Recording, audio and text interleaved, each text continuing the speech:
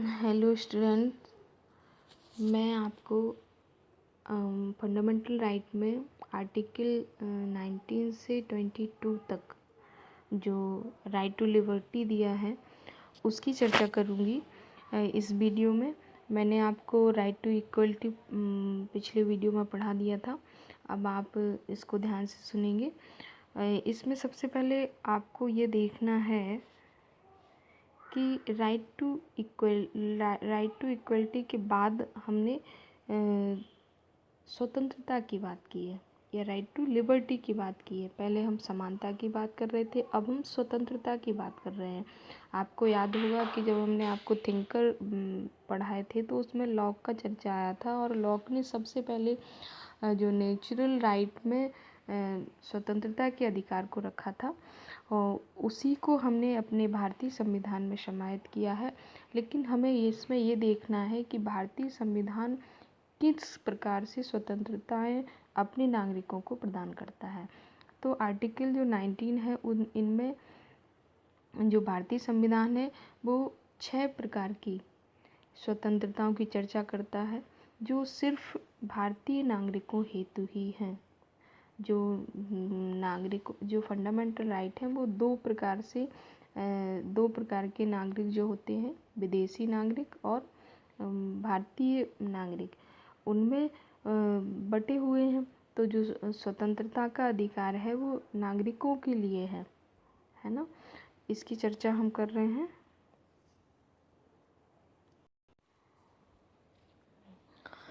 तो आर्टिकल 19 6 प्रकार की स्वतंत्रताएं भारतीय नागरिकों के लिए देता है और इस चीज़ को हम देखते हैं कि कैसे हमने भारतीय संविधान में स्वतंत्रताओं को रखा है, किस प्रकार की स्वतंत्रताएं हैं। आर्टिकल 20 है अपराधों की दोष सिद्धि से संबंध में संरक्षण प्रदान करता है। आर्टिकल 21 प्राण व दैहिक स्वतंत्रता की रक्षा करता है। आपने सुना होगा कि जीवन का अधिकार, इस अधिकार को किसी भी स्थिति में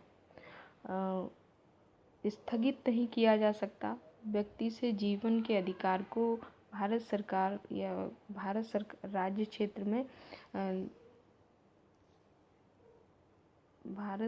क्षेत्र में इनको हनन नहीं किया जा सकता। इस चीज़ को आपको ध्यान में रखना है और इसीलिए ये जो आर्टिकल 21 है ये बहुत ही विस्तृत है। आप इसमें देख रहे होंगे कि नई नई चीज़ें जुड़ रही हैं और समय समय पे जो सुप्रीम कोर्ट है हमारा इसका बहुत बड़ी व्याख्या करता है और इतने सारे अधिकार इससे जुड़े हुए हैं। इसको हमें संक्षेप में आपको बताना है क्योंकि आपको ज़्यादा उसमें नहीं पढ़ना है, आपको बीए ऑनर्स को देखते हुए इनका अध्ययन करना है। आर्टिकल 22 कुछ दशाओं में गिरफ्तारी व निरोध से संरक्षण प्राप्त है।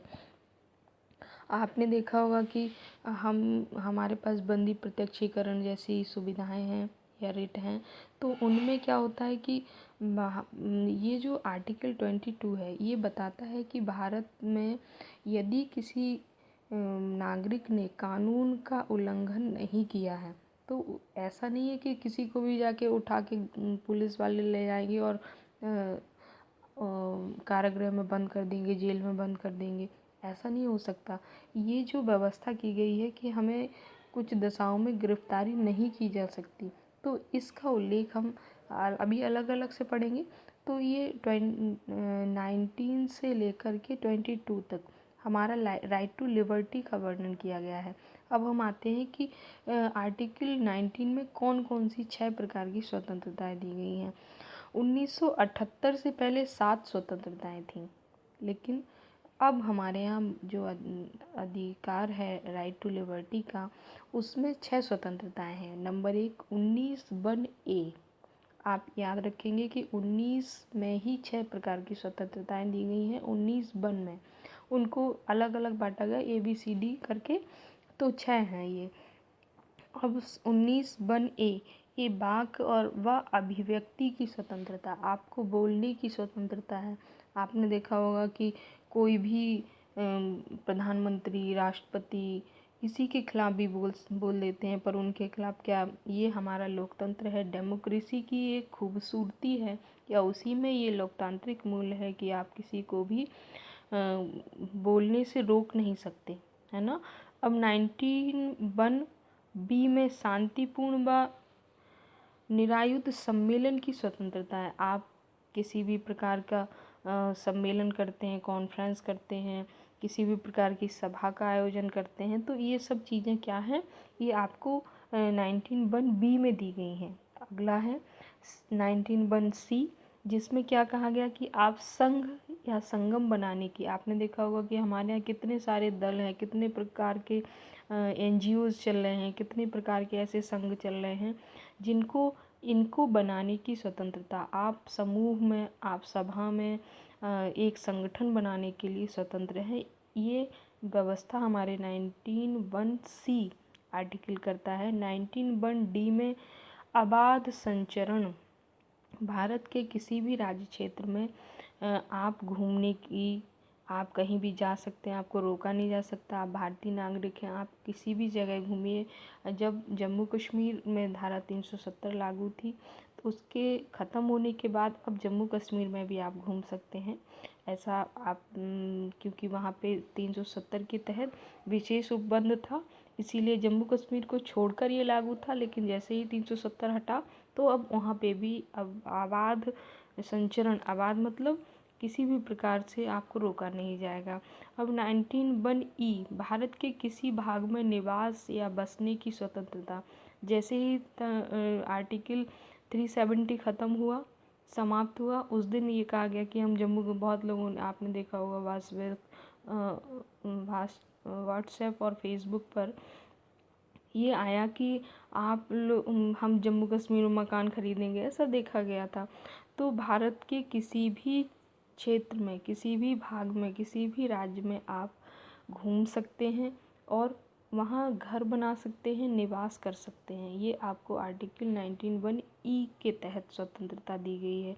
19(1)(f), संपत्ति अर्जन की स्वतंत्रता, ये जीविका से जुड़ा हुआ है कि आप अपने जीवन को बनाए रखने के लिए स्वतंत्रता, ये इसी को आपको बता दें, ये ख़त्म कर दिया गया है ना।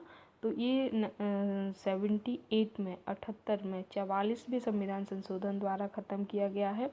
और 19(1)(g) में वृत्ति, आजीविका और कारोबार, आपको अपने जीवन को बनाए रखने के लिए कोई पेशा अपनाना पड़ेगा, आपकी जीविका का कोई साधन होगा, आप कोई स्वतंत्र रूप से कारोबार करना चाहे, कोई व्यवसाय करना चाहे, कोई किसी भी प्रकार का व्यापार करना चाहे, तो इसकी स्वतंत्रता 19(1)(g) में दी गई है।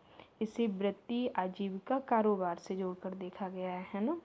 तो अब हम अभिव्यक्ति की स्वतंत्रता जो 19(1)(a) में है, इसको कितने प्रकार से देखते हैं। इसमें शामिल है, आपने देखा होगा कि प्रेस वाले कि कुछ भी छाप देते हैं, किसी के खिलाफ भी लिख देते, पर उनके खिलाफ कोई कार्रवाई नहीं होती। तो प्रेस की स्वतंत्रता हमारे यहाँ अलग से ना दे करके ये जो वाक और अभिव्यक्ति की स्वतंत्रता है उसी में शामिल करा गया है।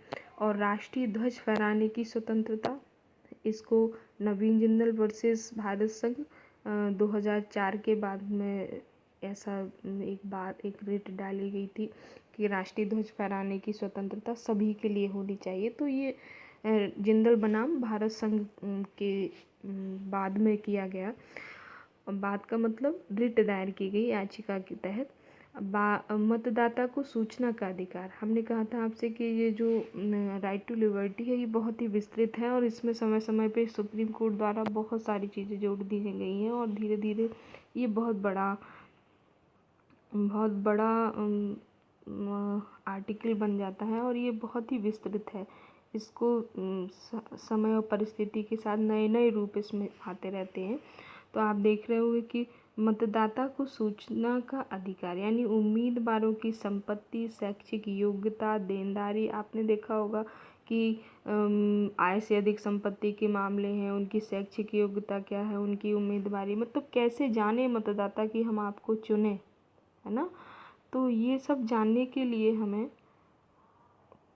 क्या करना है, ये हमारा जो अनुच्छेद है वाक और अभिव्यक्ति इसी के अंतर्गत ये अधिकार दिया गया है। सूचना का अधिकार, आप भारत सरकार से जो सूचना का अधिकार अधिनियम 2005 में पारित हुआ था उसमें जान सकते हैं। केवल सुरक्षा संबंधी मामले अगर ना हो तो सभी प्रकार की सूचनाएं आपको 1 महीने के अंतर्गत प्रदान की जाती हैं इस राइट टू इन्फॉर्मेशन के तहत। अब आप पढ़ रहे हैं कि 19 का मतलब ए में शांतिपूर्ण प्रदर्शन व धरने का अधिकार तो है, हड़ताल व बंद का मूल अधिकार नहीं है। आपने देखा होगा कि कभी कभी भारत बंद जैसे कंसेप्ट सामने आते हैं, पर हमें शांति, अभी हमारे यहाँ शाहीन बाग जैसे कई प्रदर्शनकारी देखे गए और कई जो विरोध का जो रुख था वो कभी कभी हिंसक भी हुआ। ऐसा नहीं, हमें शांतिपूर्ण तरीके से विरोध करने, धरना करने का अधिकार है, पर हड़ताल और बंद का मूल अधिकार नहीं है। मतलब हड़ताल कर सकते हैं आप, लेकिन ये मूल अधिकार में शामिल नहीं है, फंडामेंटल राइट नहीं है ये। वाक अभिव्यक्ति पर प्रतिबंध के आधार हैं। अच्छा, ये जो स्वतंत्रताएं दी गई हैं, आपको बताएं कि 19(1) से शुरू हुई हैं स्वतंत्रताएं, ठीक है ना, लेकिन 19(2) में, आर्टिकल 19(2) में जो स्वतंत्रताएं दी गई हैं, ऐसा नहीं कि आपको दे दी गई, उनको अगर आप जो 19(2) में कुछ ऐसी चीज़ें शामिल की गई हैं, कुछ ऐसे पॉइंट्स डाले गए हैं जिनके तहत अगर आप इनका प्रयोग करते हैं तब फिर आपको ये स्वतंत्रताएं नहीं दी जाएंगी। जैसे भारत की एकता और अखंडता, सुरक्षा को खतरा अगर आप पैदा कर रहे हैं तो आपकी, मान लीजिए भारत के खिलाफ बोल रहे हैं आप, तो ऐसा कोई आपने बोल दिया जिससे भारत तेरे टुकड़े होंगे, कन्हैया कुमार जैसे लोग, तो इनको अभिव्यक्ति की स्वतंत्रता के नाम पर आप भारत की सुरक्षा, एकता और अखंडता को हानि नहीं पहुंचा सकते। इस मामले में आपको स्वतंत्रता नहीं दी गई है।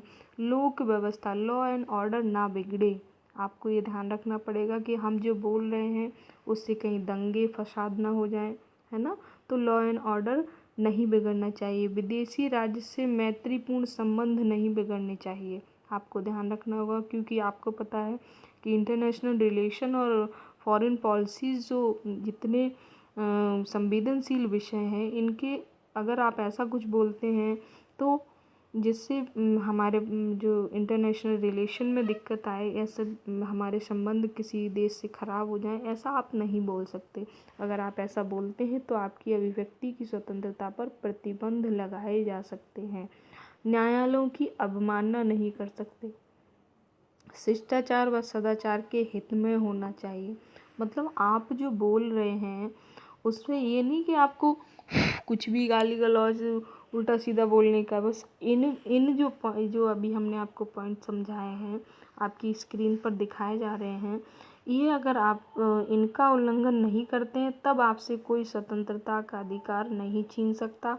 अगर आप इन जो भारत की एकता, लॉ एंड ऑर्डर, विदेश से संबंध और न्यायालय की अवमानना, शिष्टाचार के व सदाचार के हित में नहीं है अगर आपकी बात, तब आपकी जो स्वतंत्रता है अभिव्यक्ति की उसको प्रतिबंधित कर सकती है भारत सरकार। ये आपको ध्यान रखना पड़ेगा कि हमें जो स्वतंत्रताएं दी गई हैं वो हमने ऐसे ही हमें नहीं मिल गई हैं, उनके लिए हमने बहुत बड़े बलिदान किए हैं, बहुत, तब हमें अपनी आज़ादी मिली और इस आज़ादी को हमें ऐसे ही नहीं खो देना है, ठीक है ना। अब हम आगे जो कंटिन्यू करेंगे वो अगले वीडियो में आप देखेंगे, इसलिए हम इसको बड़ा ना हो, लंबा ना हो वीडियो, इसलिए थैंक यू। आगे कंटिन्यू रहेगा।